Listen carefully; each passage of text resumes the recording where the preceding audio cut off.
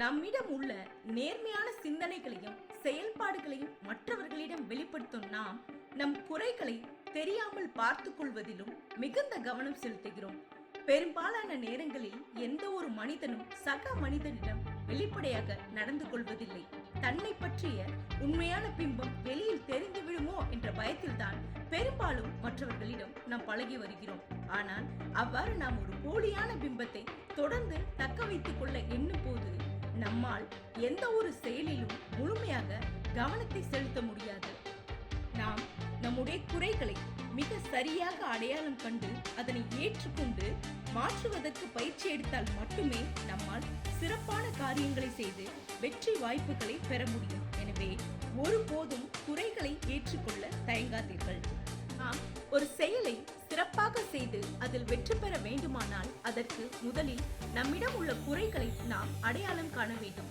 குறைகள் என்பது இன்று நீங்கள் ஏற்படுத்தி கொண்டது என்ற எண்ணம்தான் உங்களுக்குள் ஒரு மிகப்பெரிய பாதிப்பை ஏற்படுத்துகிறது. ஆனால் பெரும்பாலும் நம்மிடம் இருக்கக்கூடிய சிறு சிறு குறைகள் என்பது நம்முடைய பரம்பரையாகவோ அல்லது நம்முடைய மரபணுக்கள் வழியாகவோ நமக்கு கடத்தப்பட்டதாக கூட இருக்கலாம்.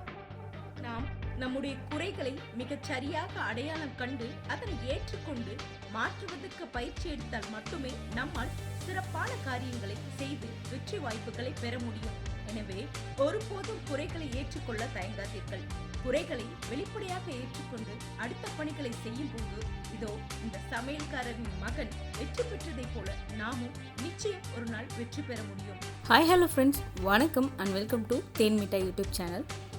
ஒரு நாட்டில் கவி சக்கரவர்த்தி என்ற பிரபலமான சமையல்காரர் ஒருவர் இருந்தார். அந்த நாட்டில் உள்ள மன்னருக்கும் அரசவையில் நடைபெறும் அனைத்து நிகழ்வுகளுக்கும் கவி சக்கரவர்த்தியை சமைப்பது வழக்கம்.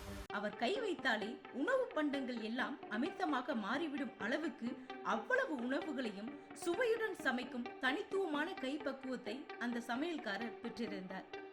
இவ்வளவு பெயரும் புகழும் வாய்ந்த அரசவையின் பரம்பரை சமையல்காரருக்கு குணசீலன் என்ற மகன் ஒருவன் இருந்தான். தனக்கு பின் தன்னிடம் உள்ள சமையல்களை அனைத்தையும் தன்னுடைய மகனுக்கு கற்றுத்தர வேண்டும் என்பதில் கவி சக்கரவர்த்தி மிகவும் கவனமாக இருந்தார்.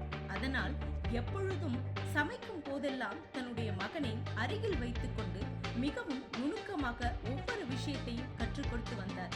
குணசீலனும் தன் தந்தையிடம் பல்வேறு விஷயங்களை கற்று வந்தாலும் அவர் தந்தை சமைத்தது போல அவனால் உணவில் சுவையை கொண்டு வர முடியவில்லை. இப்படியாக சென்று கொண்டிருந்த நேரத்தில் திடீரென அந்த நாட்டின் இளவரசிக்கு திருமணம் செய்வதற்காக சுயம்வரம் நடத்த ஏற்பாடு செய்யப்பட்டது. எனவே அரசர் பல்வேறு இளவரசர்களை அங்கு வரவழைத்து சுயம்வரம் நடத்த ஏற்பாடு செய்தார். பல்வேறு நாட்டு இளவரசர்களும் வந்திருந்த வேளையில் கவி சக்கரவர்த்தி தன்னுடைய திறமையை காட்டி மிகவும் சுவை நிறைந்த உணவுகளை ஒவ்வொருவருக்கும் பரிமாறிக்கொண்டிருந்தார். அவ்வாறு பரிமாறும் போது தான் சமைத்த சுவை நிறைந்த உணவுகளை எல்லாம் தன் மகன்தான் சமைத்தான் என அறிமுகம் செய்து வைத்தார். இதன் மூலம் தனக்கு பின் தன்னுடைய மகனும் அரசவையில் சமையல்காரராக பணியாற்ற முடியும் என நினைத்து அவர் அதற்குரிய திட்டங்களை தீட்டி அதை செயல்படுத்திக் கொண்டிருந்தார். சுயம்வரத்திற்கான வேலைகள் ஒரு புறம் நடைபெற்றுக் கொண்டிருந்த வேளையில் பளு தூக்கும் போட்டியில் மிகுந்த ஆர்வம் கொண்ட அந்த நாட்டு இளவரசி எந்த இளவரசன் ஒருவன் பளு தூக்கும் போட்டியில் வெற்றி பெறுகிறாரோ அவரையே திருமணம் செய்வதென முடிவு செய்திருந்தார். போட்டிக்கான ஏற்பாடுகள் செய்யப்பட்ட பின் அங்கு ஒரு பெரிய கொப்பரையில் நீர் நிரப்பப்பட்டு கொண்டு வந்து வைக்கப்பட்டது. அனைவரும் பளு தூக்குதல் என்றவுடன் இரும்பு போன்ற உலோகத்தாலான கலவையை தூக்குவதாக இருக்கும் என்று நினைத்திருந்த வேளையில் ஒரு பெரிய கொப்பரை முழுவதும் தண்ணீர் நிரப்பப்பட்டு கொண்டு வந்து வைக்கப்பட்டதை பார்த்தவுடன் அதிர்ச்சி அடைந்தார்கள். கொப்பரையில் உள்ள தண்ணீரை சிந்தாமல் மற்றொரு இடத்திற்கு நகர்த்த வேண்டும் என்பதுதான் அங்கு நடத்தப்பட்ட போட்டியின் விதி. இளவரசர்கள் பலரும் சென்று தோற்று போயினர். பலரால் தூக்கவே முடியவில்லை. சிலர் தூக்கும் போதே தண்ணீரை நிறைய சிந்துவிட்டனர். கடைசியாக ஒருவர் கூட சுயம்பரத்தில் வெற்றி பெறவில்லை என்ற நிலை வந்த போது அங்கு உணவு பரிமாறுவதற்காக வந்த குணசீலன் நடப்பதை கவனித்தார். உடனே சற்றும் யோசிக்காமல் சென்று துளியும் நீரை சிந்தாமல் கொப்பரையை ஒரு இடத்திலிருந்து மற்றொரு இடத்திற்கு நகர்த்தி வைத்தார்.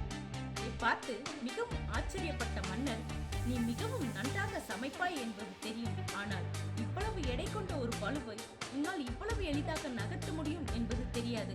மிக்க மகிழ்ச்சி என்று கூறினார். அதற்கு குணசீலன், இல்லை அரசே, நீங்கள் ஒன்றை தவறாக புரிந்து கொண்டீர்கள். உண்மையிலேயே எனக்கு சமையல் கலை அவ்வளவு சிறப்பாக வராது. நீங்கள் ருசி பார்த்ததில் பெரும்பாலானவை எனது தந்தை சமைத்தவைகளே. எனக்கான வாய்ப்புகள் கிடைக்காததால் என்னால் அதனை உங்களிடம் கூற முடியவில்லை என்று கூறினான். அதற்கு அரசர், உன்னுடைய நேர்மையை நான் மிகவும் பாராட்டுகிறேன். உனக்கே என் மகளை மணமுடித்து தருகிறேன் என்று கூறி அந்த சமையல்காரர் மகன் குணசீலனுக்கே இளவரசி மணமுடித்து கொடுத்தார். அங்கு வந்த மற்ற இளவரசர்கள் அனைவரும் தாங்கள் வித்தியாசமாக இப்படி ஒரு பெரிய கொப்பரையில் தண்ணீரை நிரப்பி அதனை தூக்க வைத்த காரணம் என்ன என்று கேட்டனர். அதற்கு அரசரோ, வழக்கமாக நடத்தப்படும் பளு தூக்கும் போட்டியின் மூலம் உங்களின் திறமை என்ன என்பதனை என்னால் தெரிந்து கொள்ள முடியும். ஆனால் இங்கு பங்கேற்ற உங்களின் நிதானத்தை, சாமர்த்தியத்தையும் தெரிந்து கொள்வதற்காகவே நான் இப்படி ஒரு போட்டியை ஏற்பாடு செய்தேன். எதிரிகள் படையெடுப்பின் போது அவர்களை அழிப்பது எவ்வளவு முக்கியமோ அதே அளவுக்கு நம் நாட்டின் குடிமக்களை காப்பதும் மிகவும் முக்கியம். அதற்கு நிதானமாக ஒரு அறிவு தேவை. அதனால்தான் உங்களுடைய நிதானத்தை பரிசோதிப்பதற்காக இப்படி ஒரு ஏற்பாடு செய்தேன் என்று விளக்கம் அளித்தார். மேலும் உங்களில் பலருக்கும் நான் தேர்ந்தெடுத்த போட்டியில் பங்கேற்பதற்கான திறமை உங்களிடம் இருக்கா இல்லையா என்பதே உங்களுக்கு தெரியவில்லை. போட்டியை அறிவித்தவுடன் அனைவரும் களம் இறங்கி விட்டீர்கள். உங்களுடைய குறை என்ன என்பதை உங்களுக்கு தெரியாத போது அதனை நிறைகளாக மாற்றுவதை எண்ணி உங்களால் எப்படி சிந்திக்க முடியும் என்று கேட்டார்.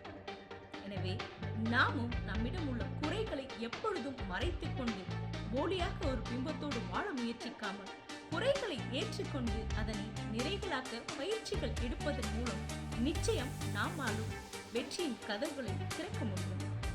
இந்த வீடியோ உங்களுக்கு பிடிச்சிருந்ததா? லைக் பண்ணுங்கள், ஷேர் பண்ணுங்கள், கமெண்ட் பண்ணுங்கள். தேங்க்யூ.